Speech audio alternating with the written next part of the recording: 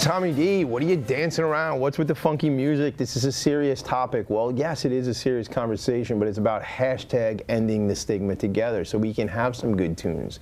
We can mellow out together. We can rock out together a little bit, because I think the more we normalize this conversation, I believe that, not just think, I believe the more we normalize this conversation and dialogue we're having about serious mental illness, mental health in general, and really treatment and sources and opportunities and connections and relationships, well, it's all right to listen to some tunes, man, because I don't know about you, but I remember the Tasmanian Devil, that old cartoon. I didn't know I was going to say this, but the Tasmanian Devil, they would play music, and they would say, music soothes the savage beast, and the Taz would just chill out after you did that. So maybe that's how Tommy D, Tommy DeMisa, Tasmanian Devil, I don't know, figure it out. The show is hashtag ending the stigma. Sue Fitzgerald is here, my new friend from Zucker Hillside. Sue, what's going on? How are you?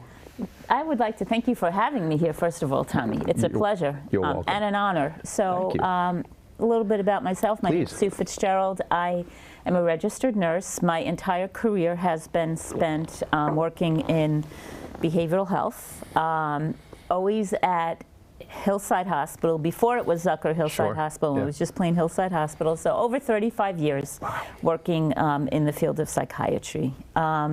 It's my passion, obviously. You know, Zucker Hillside is a wonderful place that is constantly growing in the way we treat patients and families.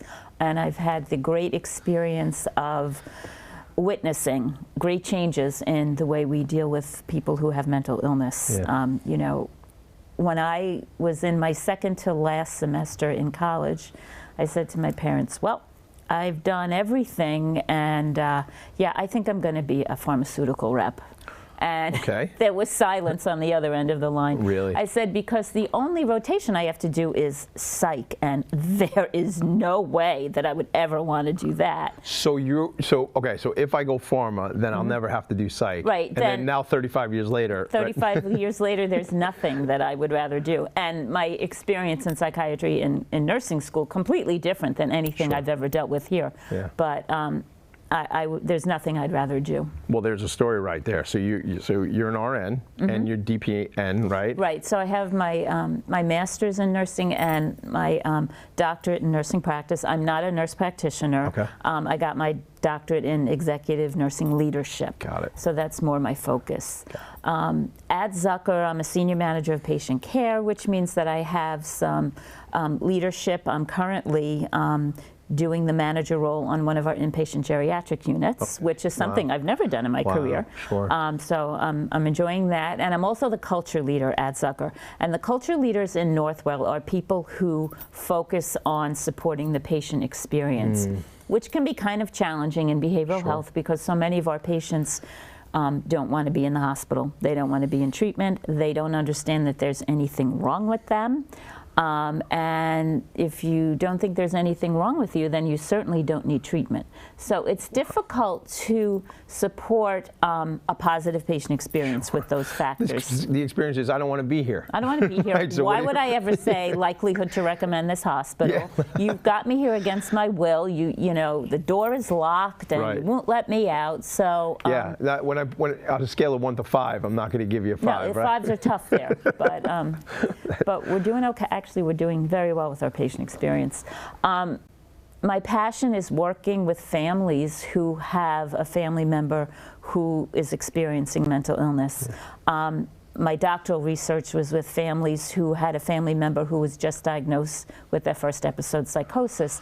So these are families who have had mental illness thrown at them. Right, so they don't understand. They have no context, nothing, no paradigm. Nothing. All of a sudden, my loved one is experiencing, is in crisis, which means the family unit is now in crisis. Absolutely. I mean, I often, when I'm doing education, I say, imagine you're at work and you get a call that your son's away at college and he broke his leg playing lacrosse, and you have to come get him because he's going to need surgery. You bring him home, maybe he sits out from lacrosse the rest of the semester, but in a year, he'll likely be fine, right? And everything will go back to normal. And I can understand that experience too. Like, even if, I can see and envision if my son broke his leg, and I have 4 children and they play sports, so we get a lot of stuff that gets broken. That I can relate to. Right. What you're about to talk about is not something that if I don't have that paradigm, I haven't experienced it. No. Even if no one in my house has ever broken a leg or an arm, I can get that, and right? you can talk about it. Yeah. Not this stuff. Imagine you're at work and you get a call that your son who's away at college, you need to come get him. He's paranoid, he's saying he's hearing voices, he's not letting his roommate in the room, he's not eating and drinking. That is what I call a life-changing phone call. Because once mental illness enters a family, things are never the same. And that's not to say that we don't have great treatments for mental illness right now. And that's not to say that your son might not go back to college next year, but mental illness is always a part of your family, and things are never the same. And where that was a fork in the road. Exactly. Yeah. Exactly. Things are never the same. You have no idea of what to expect because nobody talks about mental illness. You can't tell anyone. I've had families who won't even tell, like there was this one family and the mom said, I won't even tell his cousins that he's been in the hospital because I don't want them to be afraid of him. And to hear a family speak of that heartbreak and say, what do we do? What's out there? And I always talk about... And they can't ask anybody because if you're not going to tell somebody, you can't, outside of professionals like yourself or maybe other families through, you know, we talk about different associations, NAMI, otherwise. But if I can't tell my nieces and nephews that this is my experience, well, how can I ask my brother-in-law or my sister? Exactly. You can't. I always say when somebody has open heart surgery, they come out with that big stuffed heart, right? And they're in the Brave Hearts Club.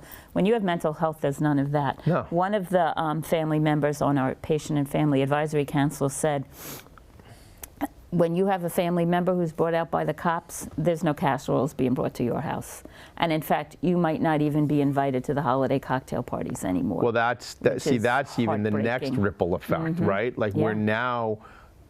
the experience of your own social situation has changed. I mean, you as being not the individual experiencing it, but the family member experiencing this. Right. Now, what are we doing? I'm sorry. Like, this is how I get frustrated. Like this, Tommy D, this is like a professional show. Yeah, I get angered by these types of things because, like, I said when we were outside in the green room and things like that. Like, it's like I believe this affects everyone, and if it hasn't affected your family, if it hasn't affected you as an individual, this is affecting somebody in your extended family, right? Absolutely. Whether you admit it or not, 100%. Whether you tell anybody or not. You can joke about this and say it doesn't exist. Or not. Right, sure. So that's a perfect thing. So there may be someone in your family that is experiencing this, that's just not getting treatment. So we haven't even addressed, we haven't even dealt with that and said that this is a reality for people, right? So it touches everyone. It touches everyone. The stigma is still so incredibly strong, which I just don't, I have such a hard time understanding. And the stigma so impacts people getting support, as you mentioned. So you talked about NAMI. That's all we got out there is NAMI. When families, I do like a drop-in center for families during visiting hours, and the families come down and they don't know where to. So again, this is just brand new. So let's get kind of set that stage a little bit, because even not just the stigma, people don't even know. So let's do this. So let's say, go back to the son. He's away at college. We get the phone call. We get him in, and let's say he's going to Queens College or lives off campus, or he's at St. John's or whatever, local, where there's a chance he ends up in the system at Zucker. Right. What happens? What you mentioned, the families and tell me about that. So the kids are, if they're very sick, they're admitted to the inpatient unit, and there's a treatment team of social workers, psychiatrists, psychologists. And that's all great for the patient. But what about this family who comes to visit and they see that their child still has symptoms, and what's going to happen when he comes home with us? is there going to be treatment for him when he leaves? I mean, so many questions. And is there somewhere where we can go to get answers? And then I talk about NAMI. Yeah. And I talk about all the programs that NAMI has. They have a family-to-family program, which is 8 weeks, which I personally have attended. It's incredible. But NAMI really is, in my experience, the only organization that is nationwide and known, and really, you know, we have an active chapter at Zucker that really offers family support and education, because it's like a grassroots organization run by families who've been where these families are. Yeah. You know, their lived experience is so important for these families, because they know exactly what you're going through. They know what it's like to have a family member who's not going to take their medication. Yeah. You know, they've been down this road. They're ahead of you. They're a couple miles ahead of you. Exactly. Yeah. And that is so important. And, you know, support is out there. Education is out there. You need to educate people. I mean, even my own family, I very openly talk about mental illness in my family. And, you know, still people aren't comfortable. Yeah. You know, they're not comfortable. You know, they still think of One Flew Over the Cuckoo's Nest. Sure. And of these asylums, you know. You drive past Creedmoor and people just look and they're frightened. Yeah. Or Pilgrim State. They're and I think you and I talked about that over the phone, and it's very unusual. And I don't know where even, look, I'm 47 years old. I grew up on this island, a Nassau County kid, and I drive down that side of the Coast Parkway sometimes, man, and I see Pilgrim State. It is eerie, and this is I don't know why. I don't know why I've never been on the campus there. I don't know anything, but and Creedmoor similar, not to the same extent, but that Pilgrim State is a very strange. Did I create that in my mind? Like why I don't know why I'm like physically state change when I pass by that building. I also have never been on the grounds of Pilgrim. You haven't, yeah. But I have the same experience. When you look at that, that looks like an asylum. Yeah, yeah. And it's scary. Even when you talk about treatments like medications and electroconvulsive therapy, don't bring that up with most people. They're like, oh no, and I'm like, really no. And I always say, if I had a family member who was very ill and really suffering with mental illness, I would recommend that treatment in a heartbeat. It's interesting you bring that particular treatment up, because just recently, so I tell this very openly on the show, I see my therapist twice a week, and I was in a conversation with him because, not for my purposes, but I was at a NAMI meeting at Zucker because my friend Jamie Rosen was there speaking a couple weeks ago, and I'm just there. Wanted to be in the room hearing something, plus support my friend, colleague Jamie. And one of the people had asked about this particular therapy, and I gotta tell you the truth, I was shocked. I said, oh my God, we still do that? Like I had no context of that. Like I thought that was like in the movies and stuff like that. My therapist who I work with was saying to me, specifically, and this is, you could probably answer this too, specifically in the geriatric community, I think even more so that it's relevant, because I don't know if they don't respond to medication as well. Talk about that. So, yeah, it is used a lot in the geriatric community because they have coexisting medical conditions, right? So a lot of the medication, particularly the older medications, not as much with the newer ones, but there's side effects, and they don't tolerate the side effects, or the medication interacts with their medical meds. They're probably on other stuff. Yeah, so it's quick. You have general anesthesia, very quick general anesthesia, and you're at it. It's like you go to our suite, looks like an ambulatory surgery suite. We do it inpatient. We have a very active inpatient service, and we do it outpatient. And what I compare it to is people have an intense treatment when they're in the hospital, and then they go home and they go back to work. And they may go, depending on what kind of treatment they need, they may go once every other week or once a month after work.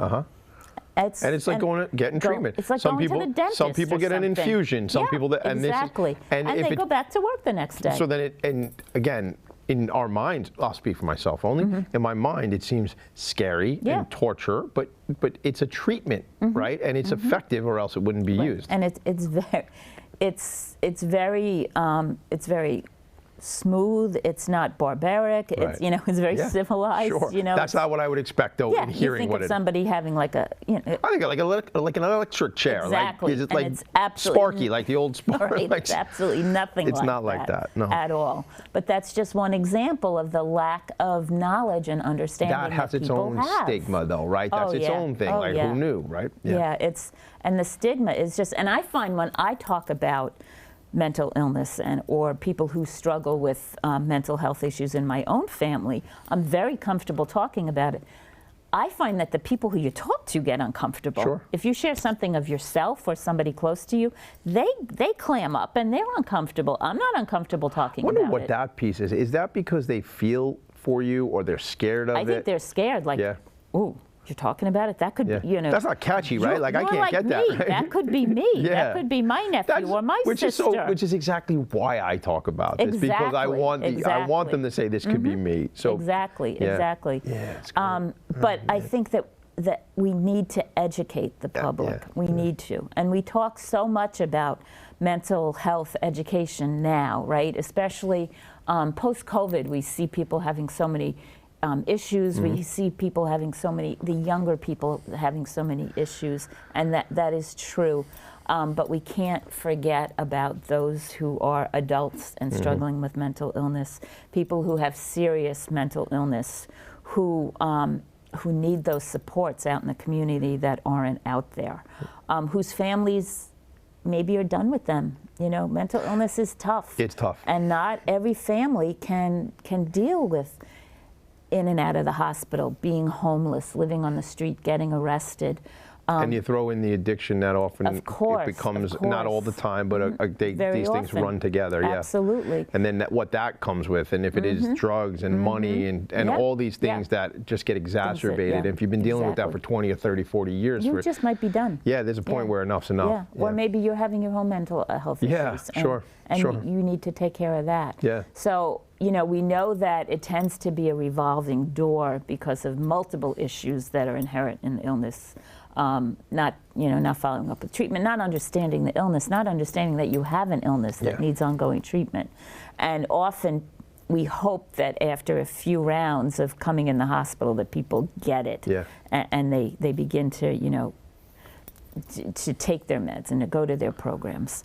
And I tell families that when their child is first admitted, I said, you know up front that sometimes it takes a couple of times before your loved one gets that understanding that, okay, this is a part of me now. Well, I think that's, so we're talking about it from the family aspect, but as an individual, like going like, no, I'm fine.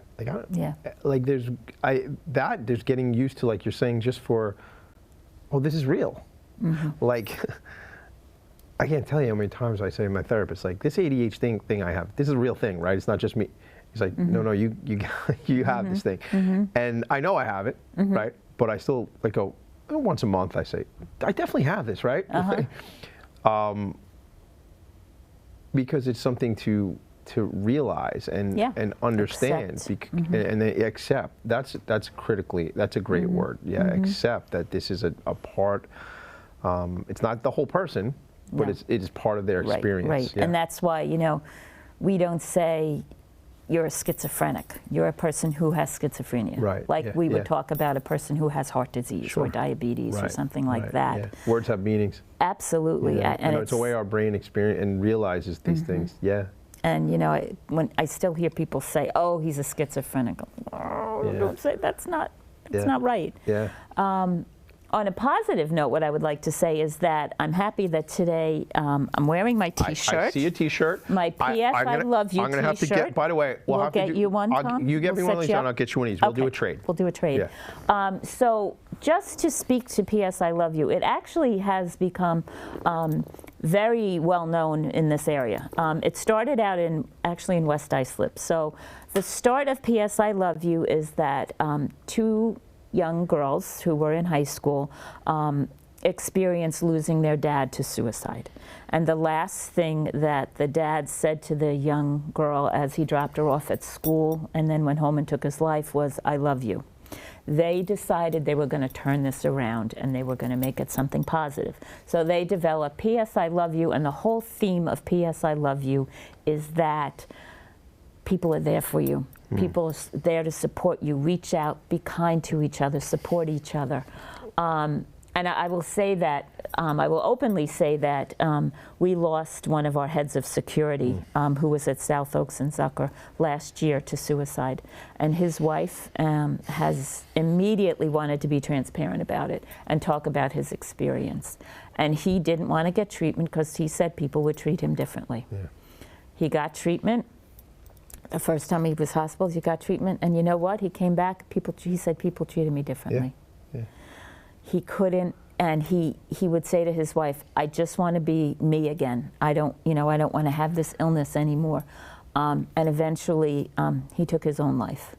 It hits home. It's everywhere. And one of his friends who works in security, and many of these guys are former policemen.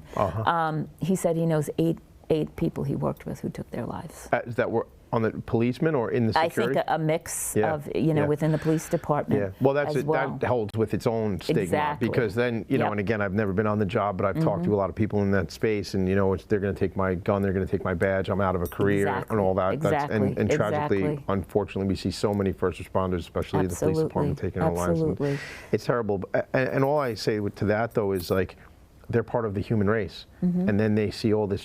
I have a friend, she honored me a couple of years ago. The name of the organization is Post-Tour Processing.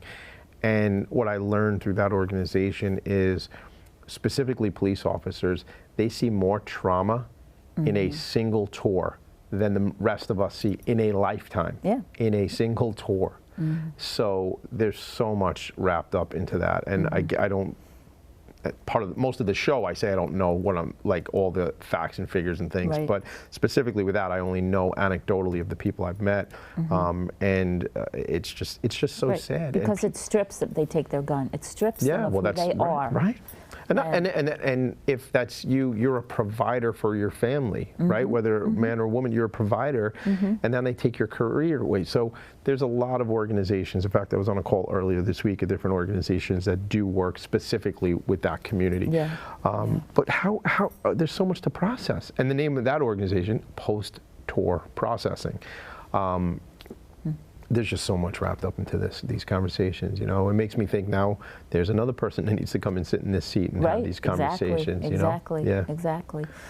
We need to talk about it. We need to talk about it all the time. We need to talk about it more. We have people who are, well-known people who are coming out talking about their struggles with mental illness, which is great.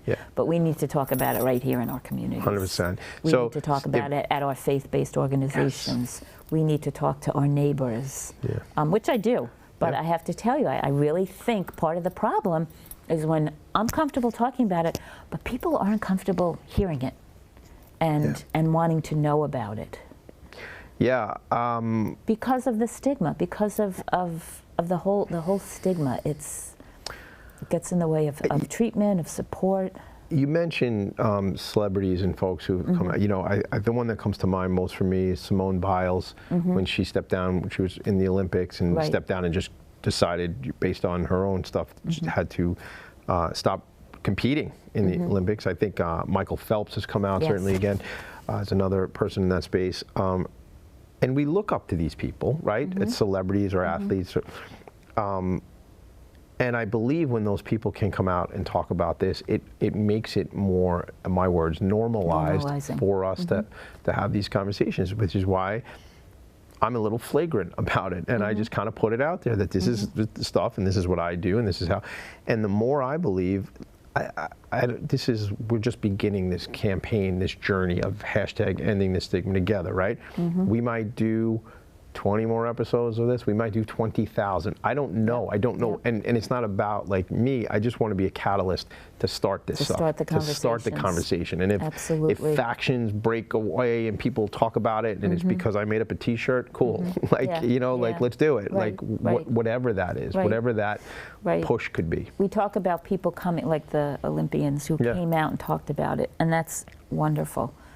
we need to come out and talk about it. When you say we, you and I, yeah. our neighbors, yeah. right? People who have had can comfortably talk about, yes, I deal with anxiety, I deal with depression, I deal with bipolar disorder, but look at me. Yeah. I'm okay. That's the stuff. Right? That's what it is. I'm okay. Yeah. I have a job. I have a family. I'm successful. Yeah. I have a career. Right. I enjoy my life. Right. And I have this challenge, exactly. this issue, this illness. And I have bipolar disorder. Yeah. But I take medication for it. And look at me. And look at the stuff I'm doing. Right. And that's when if that's representation, right? Like if I see you say that, or people see me or somebody else or whoever say these things that they go, oh, it's okay. Yeah, like look at him. It's okay not to be okay. Well, love that. Love that one. Perfect. I love that. Perfect. Yeah. I didn't come up with that one, but no, I certainly. Who's okay? Yeah. Right? Who's okay on a given day? Again, who is okay? No, nobody. Most people I know are not, and if they, my contention is you're faking it, gang. If you're saying you're okay all the time. But Exactly. We need to talk about it. Like I have a family member who deals with obsessive compulsive disorder, and he also has processing disorders. Well, he'll talk to anybody about his processing disorder because that's like. But he won't mention the OCD. He won't talk about that with anybody. Interesting. That I know of. Yeah, right. I heard him talking to his cousins. Yeah. He was talking about his processing disorder, and I kind of kept my ear out. Yeah, just want to see if he drop in. Yeah. I love that. So you know what's interesting? So just this week, I have 4 children, and my older son of the 2 boys was saying that at the middle school, they had an assembly for, he told me the name of the organization is escaping me. I think it was yesterday he just told me, because I do a lot of work in the nonprofit space. And one of his teachers has somebody he had gone to high school with, had taken his own life, and they had the middle school teacher and this nonprofit organization came in and they did an assembly for these young people to talk about what we're talking about. And this is it. There's where my other son goes to school, the principal is quasi-famous. Like he just was on one of those reality TV shows, and he won the reality TV show. So I gave him one of these T-shirts, by the way, and I haven't activated him on what I need him to do yet, right? But he's got a following on social media and whatnot. So when I gave him the shirt and I told him about this thing, I said, I know you were on the TV and stuff like that. And he goes, do you do assemblies? And I go, sure. Now I haven't done an assembly just yet, but I would bring in, and I would kind of bring in these different people, because that's how we end it. That's how I see education. How do you see, like if I say to you, Sue, how do we end the stigma? I think what you're saying now, we start early. Yeah. We start talking to kids early, right? We start saying it's okay to not be okay. Yes. We start talking about our own experiences, our own families. We make it okay to talk about it, but we just need so many more people to do that. Yeah. And I think we start it, right? We bring it out. You know, I know that one of our nurses at Zucker, she's been a nurse there for a long time, in her synagogue, the rabbi approached her and said, you work in mental health, can you start something? Speak to the congregation? Speak to the congregation. She started a resource group, support groups, and it grew within the synagogues in the whole community. Oh my God. So I would like to start something like that in my church, because people need it. Anytime you need me to come there with coffee mugs and T-shirts and say #end the stigma, I'm happy to do it. I graduated from Chaminade High School, so you know. Sacred Heart graduate. Oh, all right. So we got that. Bond. We got that connection. See, so happy to talk about this because that's what it is. Nobody's immune to this situation, Sue. Absolutely. Nobody. Not. Absolutely. Thank you for everything you're doing. I would love to keep this dialogue going, love to keep you back in the loop as we continue to have this. It would be my pleasure and my honor to come back and to continue this conversation. That's the coolest. Thank you. It has to happen. Thank you. You're changing the world. This is like you and the team around you and all the people in your organization are serving people who need the service and change the world. I appreciate you. And Thanks. These patients and families need it more than, need it more than, and I don't want to say that they need it more than people who have medical, serious medical issues, but they do. Yeah. because it's not out there. Because you know what, serious medical issues, we already have the contacts, we can give it, we understand it, right? This is different, so it's more necessary. I appreciate your friendship. That's how quick a show goes. It's just like that. That's great. That's it. Thank you. My new friend Sue, thank you so much for being here. Everybody, thank you all for being here. This is hashtag ending the stigma together. We're gonna keep conversing. We're gonna keep the dialogue going. Look, if you want to connect with me, we're going to share all that information in a second here. You reach out. If you want to get on the show, you know somebody that should be on the show, let's connect. I'm Tommy D, the Nonprofit Sector Connector, and this has been another In Focus production. Thank you, everybody. Bye now.